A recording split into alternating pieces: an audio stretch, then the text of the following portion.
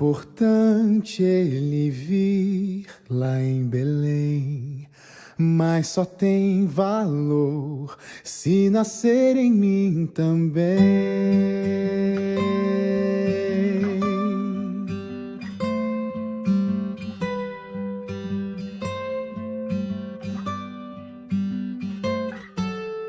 Eu aprendi que o sentido do Natal é o nascimento de Jesus. E sendo assim, hoje mesmo é Natal. Hoje Jesus nasceu em mim e amanhã será Natal de novo. E eu espero que depois de amanhã seja outra vez, pois Jesus precisa renascer todo dia na gente, dentro da gente, pra ser Natal real.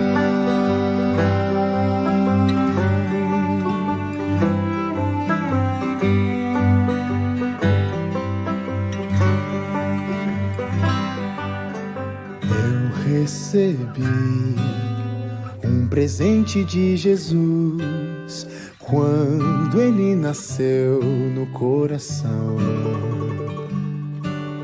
Frutos que vêm do Espírito de Deus, fé, paz, amor e mansidão. E amanhã será Natal de novo. E eu espero que depois de amanhã seja outra vez, pois Jesus precisa renascer todo dia na gente, dentro da gente, pra ser Natal real.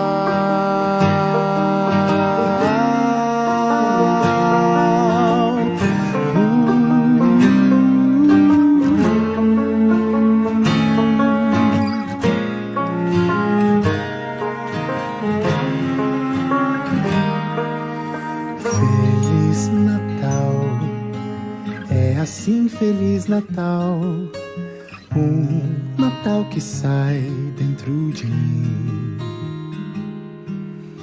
Eu quero ser como a estrela de Belém, levando outros a Jesus. E amanhã será Natal de novo.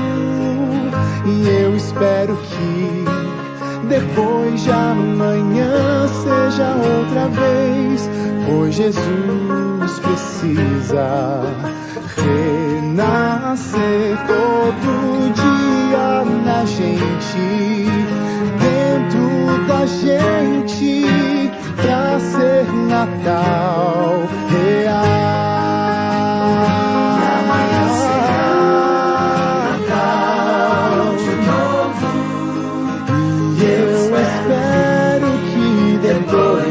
Amanhã seja outra vez, pois Jesus precisa renascer todo dia na gente, dentro da gente, pra ser Natal real.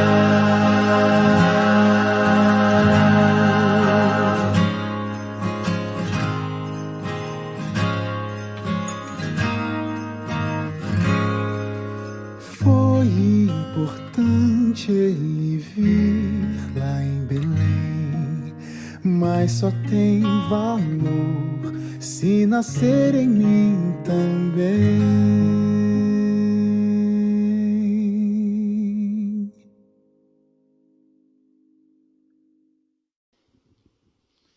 Boa noite, Feliz Natal, que bom que você está aqui hoje.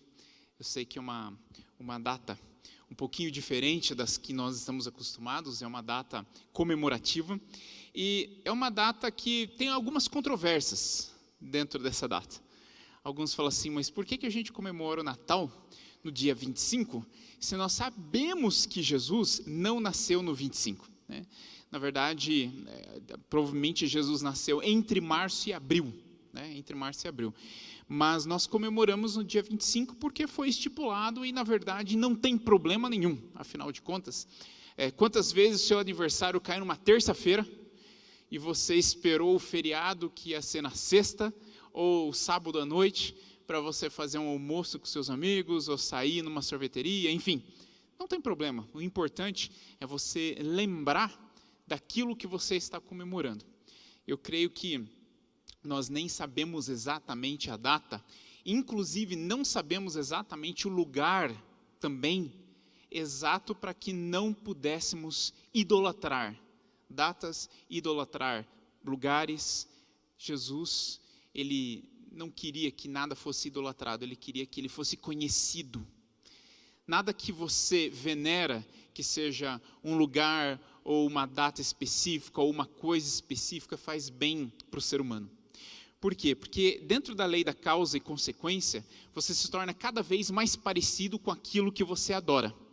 E Deus sabia disso. E é por isso que desde o começo, ele já falava, olha, o meu nome não é conhecido de vocês, não quero que façam imagens, não quero que tenham um lugar específico, a Arca da Aliança foi perdida. Por quê? Porque as pessoas tinham a tendência de venerar coisas, lugares e datas. E Deus falou, vocês estão entendendo tudo errado. O meu objetivo não é esse, o meu objetivo é que vocês me conheçam. É que vocês estejam cada vez mais perto, que vocês estejam cada vez mais pertinho do meu coração, conversando comigo, ouvindo a minha palavra, e juntos vamos desenvolver esse relacionamento. Então, existem alguns lugares lá que é dito, foi aqui, não foi, alguns dizem que foi, outros dizem que foi mais para lá, outros dizem que foi mais para cá. É como se Jesus estivesse dizendo, não precisa, não se preocupe com o lugar. Dizem que se você fosse contar todas as ossadas dos apóstolos que estão nos museus e catedrais por aí, daria mais de 30 apóstolos, né? Porque dizem que pegam as relíquias, olha, isso aqui foi um pedacinho da cruz de Jesus, isso aqui foi um ossinho do Mateus, esse aqui foi um pedaço. Deus não está interessado nisso. Então, 25 de dezembro, não se importe tanto com a data, se importe com o evento.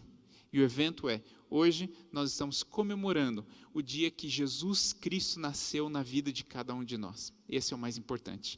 E para isso, nada melhor do que o texto da Bíblia sobre o nascimento de Jesus. Se você tiver com a sua Bíblia, abra junto comigo em Mateus capítulo 2. Mateus capítulo 2. Esse pedacinho, ele conta um pedacinho, uma historinha ali sobre o momento em que Jesus estava nascendo e o que estava acontecendo à sua volta. Acompanhe comigo se você pode. Capítulo 2, a partir do verso 1, livro de Mateus. Tendo Jesus nascido em Belém da Judeia, em dias do rei Herodes, eis que vieram alguns magos do Oriente até Jerusalém. E perguntavam, onde é que está o recém-nascido, o rei dos judeus? Porque vimos a sua estrela no Oriente e viemos para adorá-lo. Tendo ouvido isso, alarmou-se o rei Herodes e com ele toda Jerusalém. Então, convocando todos os principais sacerdotes e escribas do povo, indagava deles onde deveria nascer o Cristo. Em Belém da Judeia, responderam eles, porque assim está escrito por intermédio do profeta. E tu, Belém, terra de Judá, não és de modo algum a menor entre as principais de Judá, porque de ti sairá o guia que há de apacentar o meu povo de Israel. Com isso, Herodes, tendo chamado secretamente os magos, inquiriu deles com precisão quanto ao tempo e que a estrela aparecera. E enviando-os a Belém, disse-lhes, ide, informai-vos cuidadosamente a respeito do menino, e quando tiver encontrado, me avisem, para que eu também vá adorá-lo. Depois de ouvirem o rei, partiram, e eis que a estrela que viram no oriente os precedia, até que chegando, parou sobre onde estava o menino. E vendo eles a estrela, alegraram-se com grande e intenso júbilo. E entrando na casa, viram o menino com Maria, sua mãe. Prostrando-se, o adoraram. E abrindo seus tesouros, entregaram-lhe suas ofertas, ouro, incenso e mirra. Sendo por divina advertência prevenidos em sonho para não voltarem à presença de Herodes, regressaram por outro caminho até a sua terra. Tem alguns pontos nesse texto que são extremamente interessantes. Jesus, ele nasce em Belém. Mas por que ele nasce em Belém se os pais dele estavam morando em Nazaré? Interessante que naquela época, bem na época do nascimento de Jesus, inventaram moda de fazer um recenseamento. O recenseamento tinha que ser feito na sua cidade de origem, mas não da sua origem, mas da origem dos seus ancestrais. E o José era da linha de Davi, então ele precisava viajar até Belém. A Maria, como vocês sabem, estava grávida, e nessa viagem ela precisou, grávida, ir por vários e vários quilômetros de mula, de burrinho, até a cidade de Belém. Belém ficava 10 quilômetros ao sul de Jerusalém. Interessante também a gente notar que quando eles chegam em Belém, existe um problema. Não tem lugar para eles. E vocês conhecem a história, né? Por isso que Jesus nasce na manjedoura, dentro ali de onde os bichinhos estão ali, o estábulo, né? Os boizinhos e os cavalos. Mas tem um problema no texto aqui. Quando você vai no verso 11, está escrito que os magos entraram na casa e viram o menino com Maria. Peraí, eles entraram na casa ou entraram no estábulo? Eles entraram na casa e viram Maria com o menino no bercinho, ou eles entraram no estábulo e viram Jesus numa manjedoura, ou seja, no coxo ali, no lugar onde os cavalos e as vacas comem? Afinal de contas, é uma contradição? Será que a Bíblia está errada? Por que um livro fala uma coisa e outro livro fala outra? Na verdade, a Bíblia, ela não está se contradizendo.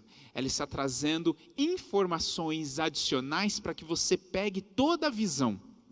Quando você olha que aqui eles entraram numa casa, em outros evangelhos eles falam sobre Jesus ali no estábulo, você vai dar uma olhada na história da época e percebe que Belém, ela tinha uma estrutura diferenciada.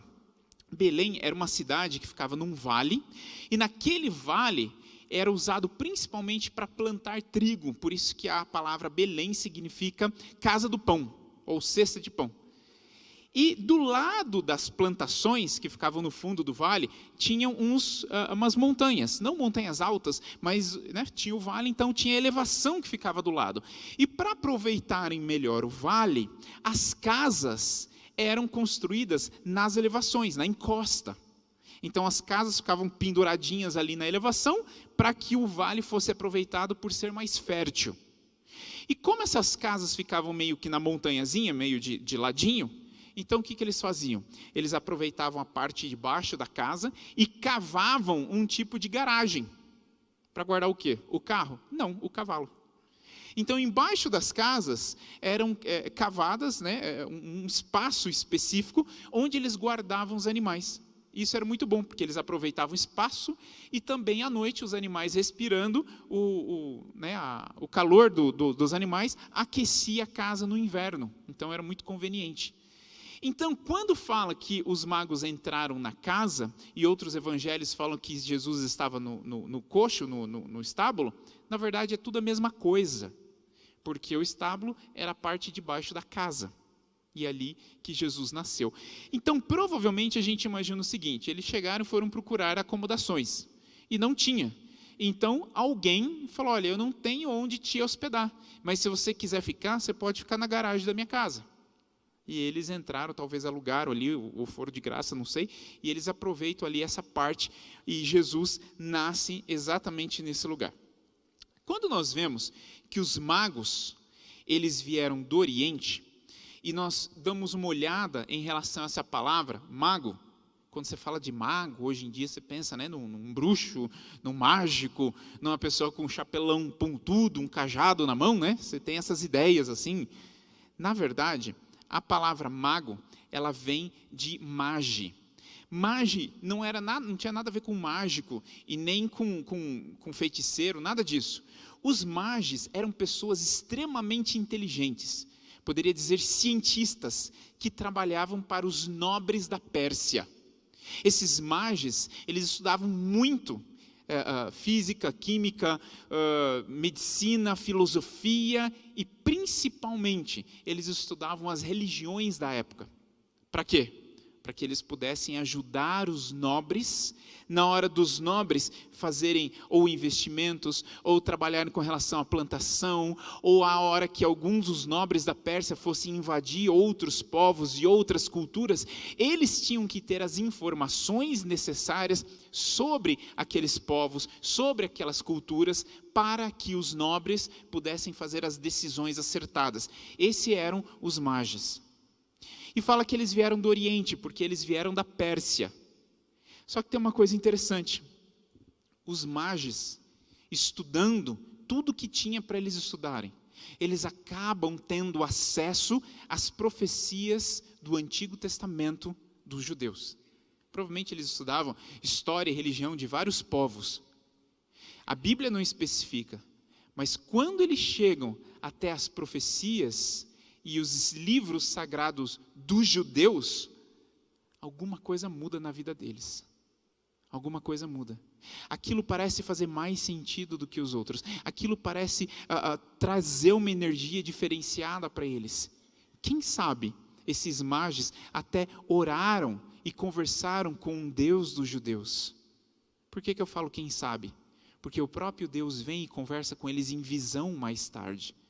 Eles provavelmente já estavam tendo um processo de aprendizado, de conhecimento e de relacionamento com o Deus de Israel, com o Deus dos judeus, a tal ponto que o próprio Espírito Santo foi guiando esses magis até que eles chegaram nas verdades mais profundas que estavam reveladas para a época deles.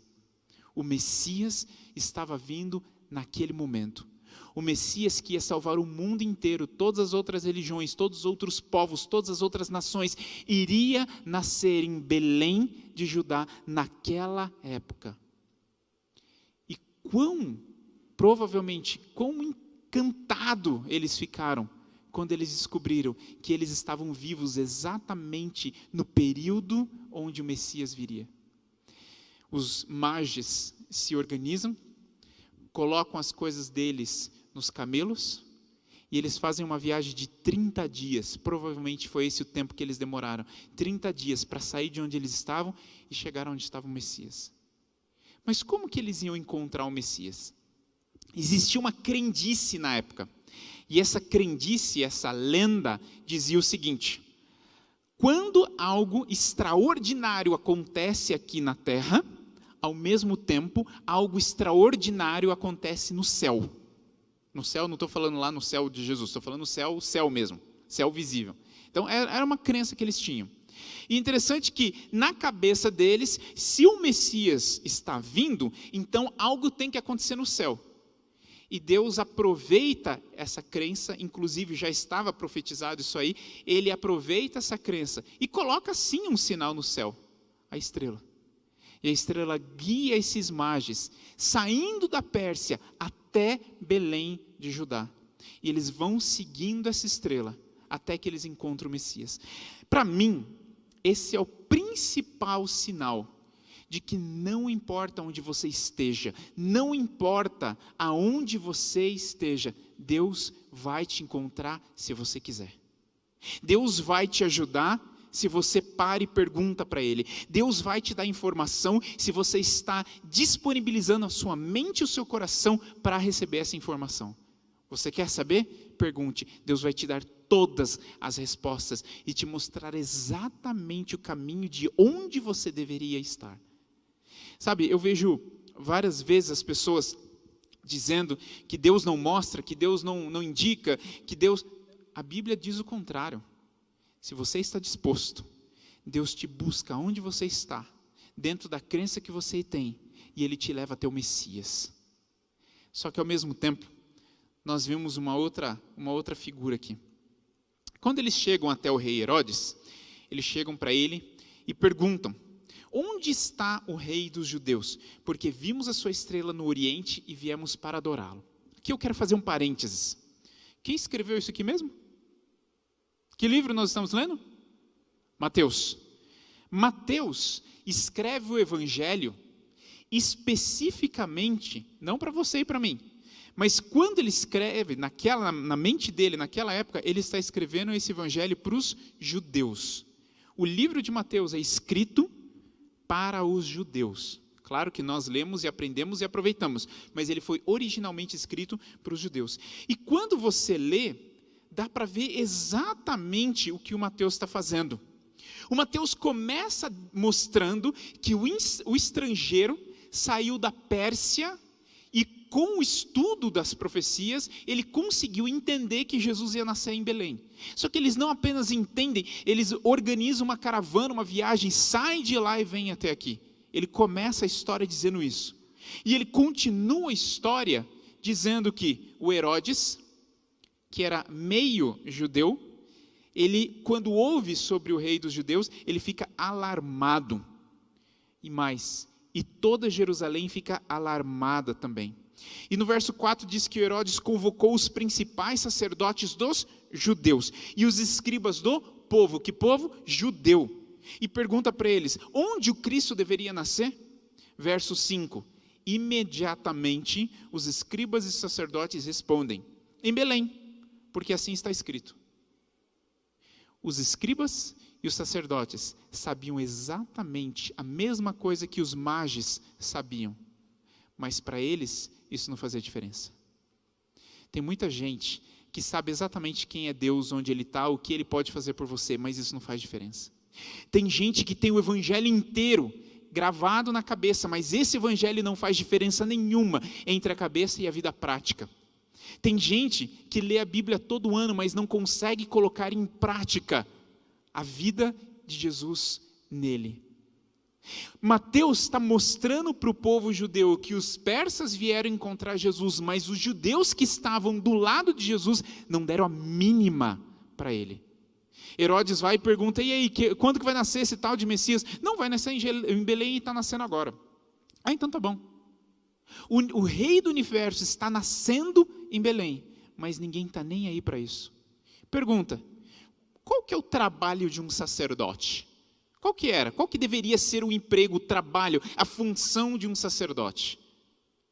Ensinar as pessoas sobre aquilo que ele estava estudando. Ensinar as pessoas sobre as profecias. Ensinar as pessoas sobre a história de Jesus, sobre a história de Deus, sobre o plano da redenção. E o que esses sacerdotes fizeram? Nada. O que esses escribas fizeram? Nada. O que eles fizeram para eles mesmos? Nada. E a pergunta é, o que eu e você estamos fazendo com as informações que nós temos? Aqui nós temos dois grupos de pessoas. Nós temos um grupo de pessoas que passaram a vida estudando e quando descobrem o Messias, levanta o acampamento e vai até ele. E nós temos um outro grupo que nasce no mesmo povo que o Messias nasceu. Um grupo de pessoas que está morando, vizinhos de onde Jesus estava. Um grupo de pessoas que fala a mesma língua, não precisava traduzir. Um grupo de pessoas que tinha o serviço do santuário, que apontava para o Messias. E o que eles fazem com toda a informação que eles têm? Nada. E aqui, Mateus está escrevendo para os judeus, e nessa história ele está dizendo o seguinte, amigos judeus, irmãos judeus, o que vocês vão fazer? Porque sendo judeus e tendo tudo isso, nós estamos deixando passar, enquanto os estrangeiros estão vindo adorar o Deus que nasceu dentro do próprio povo judeu. O que nós vamos fazer com isso? Amigos judeus, o que nós vamos fazer com isso? Só que essa história sai do povo judeu e chega até o mundo inteiro, para você e para mim. A pergunta de Mateus é a mesma. O que você e eu vamos fazer com isso? Mas nessa história, tem mais um personagem aqui. Esse personagem é o Herodes. O Herodes, ele é uma pessoa controversa. Na história, o Herodes começa o trabalho dele, começa o reino dele muito amado, sabia? Muito amado. Na história, quando Herodes é novo, o Herodes ele faz de tudo pelo povo. Ele abraça o povo, ele ama o povo, e inclusive a história registra que em alguns momentos o povo ali de onde Herodes estava cuidando, a província que Herodes estava cuidando, o povo está em crise financeira, passando fome. E Herodes manda vender alguns itens do palácio dele, que eram feitos de ouro, para que o valor daqueles itens pudesse alimentar o povo. Se não me engano, eram alguns escudos lá que ele tinha ornamentando a casa dele. Herodes, ele é o líder do povo, e o povo gosta dele. Só que o Herodes, ele vai ficando mais e mais velho. E às vezes, nós vamos ficando mais e mais endurecidos com aquilo que nós temos. Já aconteceu com você? Que quando você ouve falar sobre Deus lá na sua infância, lá na sua juventude, você se empolgou, você estudou, você quis ajudar as pessoas, mas conforme você foi ficando acostumado com aquilo já não fazia diferença mais na sua vida. E aí você foi endurecendo. Já aconteceu com você? Em alguma época da sua vida, você se endureceu tanto que não fazia muito diferença mais ser ou não ser cristão. O Herodes, ele vai se endurecendo. Chega uma hora que ele manda matar a esposa, manda matar a mãe dele, manda matar também 3 filhos homens dele, porque ele tinha medo de perder o trono dele. Ele tinha medo de perder o poder dele. E ele tinha medo de perder tudo aquilo que ele tinha conquistado na vida. A história diz que chega uma hora que Herodes, agora com 70 anos, ele tem tanta certeza que ele é odiado, que ele coloca um decreto, e o decreto é o seguinte: quando ele morrer, não sabe quando vai ser, mas 70 anos ele fala, já está chegando, quando eu morrer, eu quero que 100 nobres da cidade sejam mortos, assassinados no mesmo dia, para que no dia que eu morrer, tenha alguma lágrima que seja derramada, mesmo que não seja por mim. O Herodes, ele se torna um completo doido, um completo pirado, focado no poder que ele não queria perder. E o interessante é que quando ele ouve falar de Jesus, o rei dos judeus, o Herodes tem uma visão distorcida dessa realidade. Quando ele ouve falar aquilo, ele coloca na cabeça dele, bom, Jesus é o Messias é o rei dos judeus, o Jesus é aquele que veio para libertar os judeus, então provavelmente ele vai querer o meu trono. Então, se esse é o assunto, vamos mandar matar todos os meninos, já que eu não sei quem é Jesus, né? Todos os de 2 anos para baixo, manda matar todo mundo. Eu não sei se você estava aqui eu preguei acho que sábado agora, sábado agora eu estava pregando exatamente sobre a visão que as pessoas têm de Deus, e muitas vezes quando nós temos uma visão distorcida de Deus, nós pegamos aquilo que Jesus fala, aquilo que a Bíblia fala, em vez de entendermos aquilo que a Bíblia fala, eu pego aquela informação, coloco dentro da minha visão distorcida, e interpreto tudo errado. A Bíblia já falava, Jesus é o rei dos judeus. Herodes pega aquilo e fala, se ele é o rei dos judeus, eu vou perder meu posto, manda matar. Nós vimos que os discípulos, eles têm a visão errada. Jesus é o rei dos judeus, então se ele é o rei dos judeus, eu quero sentar à direita e o outro, meu irmão, à esquerda. Jesus veio nos libertar. Se nosso opressor é os romanos, Jesus vai nos libertar dos romanos. Então muitas vezes nós pegamos aquilo que nós lemos, e ao invés de entender aquilo que Deus tem para nos ensinar, eu pego tudo aquilo e encaixo dentro da minha realidade, e eu moldo a palavra e a mensagem de acordo com aquilo que eu quero ouvir, e de acordo com aquilo que é interessante para mim. Muitas vezes, é por isso que nós temos várias religiões diferentes, porque nós vamos moldando a palavra de Deus, conforme aquilo que eu quero que ela seja para mim. Herodes, ele pega a informação que chega para ele, e ao invés de ele perguntar a Deus, me ensine a verdade, ele encaixa aquilo dentro da visão dele. Pilatos, mais tarde, está todo preocupado, né? Todo angustiado, e ele pergunta para Jesus, o que é a verdade? Só que a Bíblia mostra Pilatos perguntando para Jesus, qual é a verdade, qual é a realidade? Eu realmente quero saber, me ensina, para que eu possa fazer uma decisão baseada na verdade. Mas a Bíblia mostra que antes de Jesus responder, o Pilatos já sai do lugar onde ele está e ele não espera a resposta de Jesus. Às vezes nós oramos, mas não esperamos a resposta. Às vezes nós perguntamos, mas não esperamos Deus responder. Ou às vezes a nossa oração, fala a verdade se a sua já não foi assim, a nossa oração é, a gente fala, e depois fala amém, levanta e vai embora. Igualzinho Pilatos, né?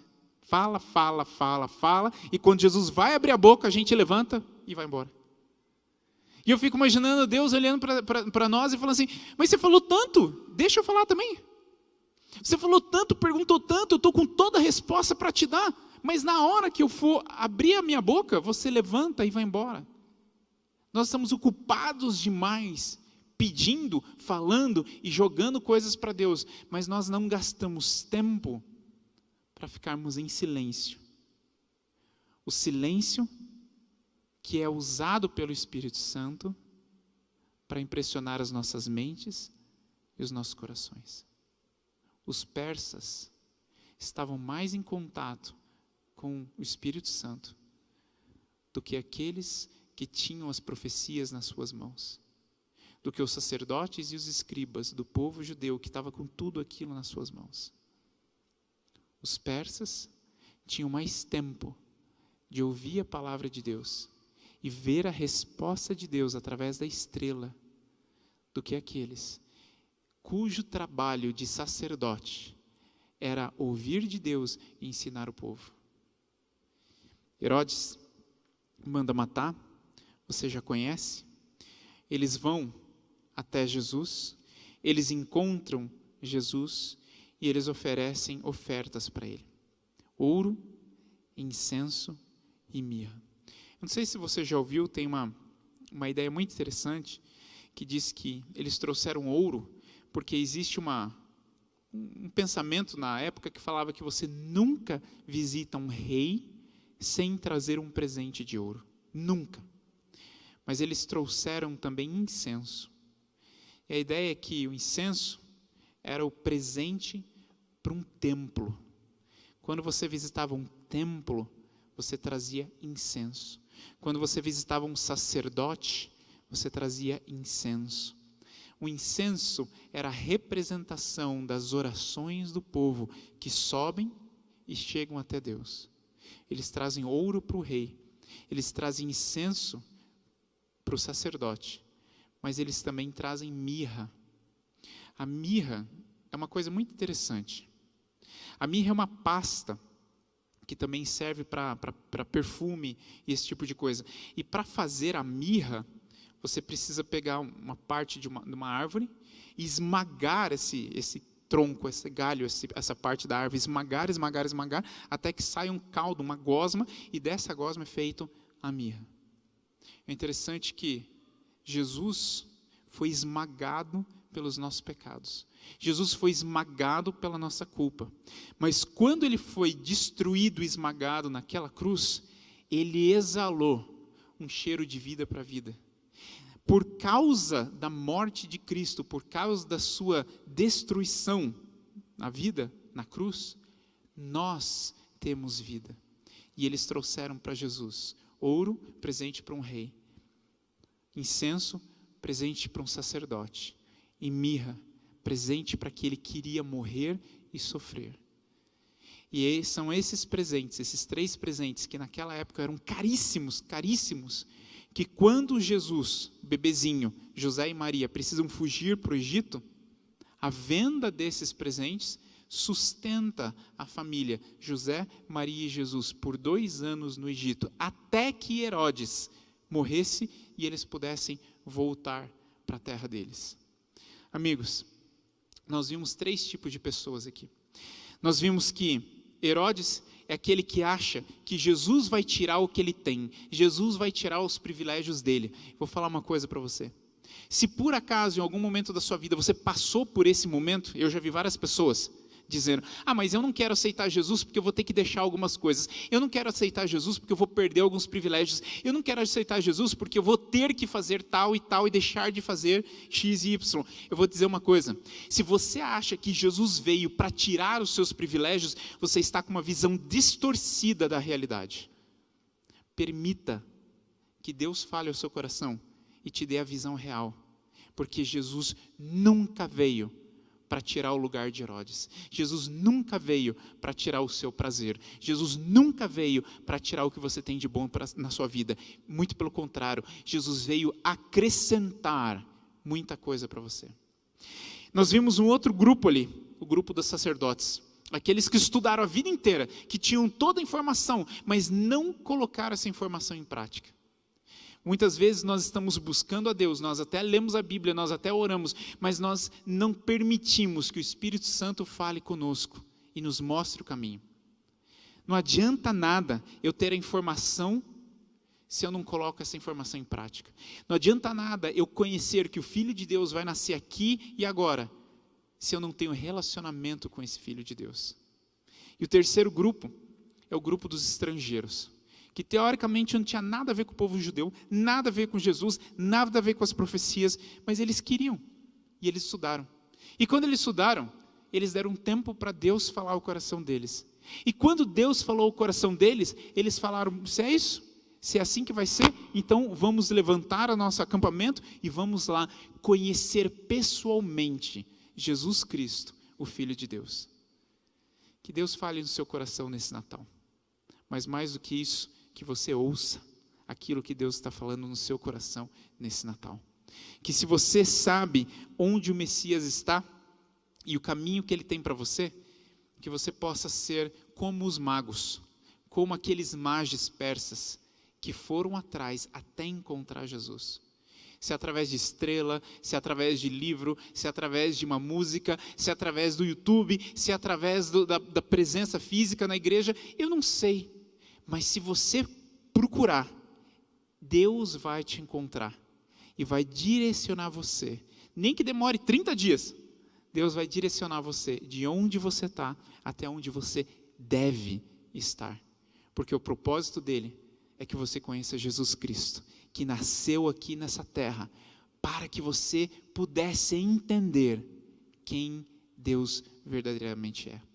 Mais tarde Jesus já falava, quem vê a mim, vê ao Pai.